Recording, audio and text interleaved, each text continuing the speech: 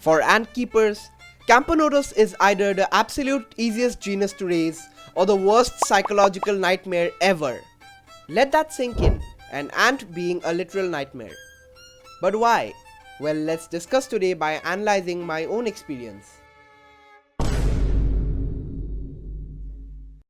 Look, I'll be the first to admit, founding a Camponotus colony was nowhere as easy as I expected. They're constantly labeled as beginner friendly, but the amount of patience required to keep them is absolutely insane. 1 week after being caught, the queen had mere 5 eggs. And hey, I'll be honest, I was completely fine with that, and that was nowhere a test of my patience. I was fairly optimistic at that time. But what I saw on day 14 broke me. I checked on her expecting progress, but instead I found total chaos.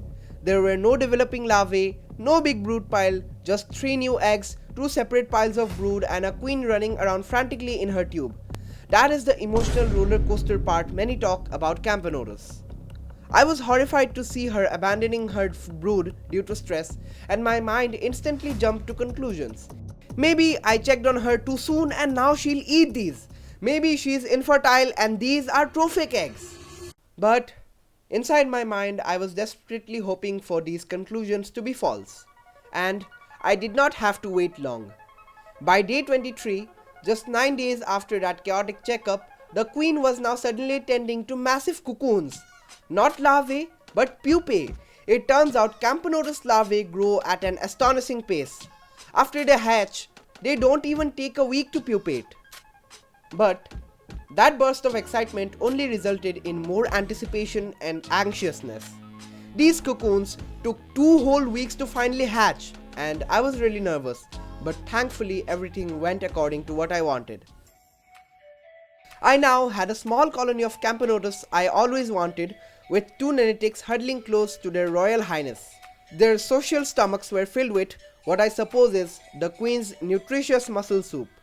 I noticed that their gasters had some white spots resembling albosparsus, but I won't try to guess this species yet because I am terrible at IDing ants.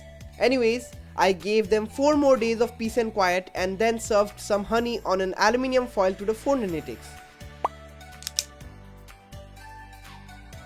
They accepted it happily and even fed the queen through prophylaxis.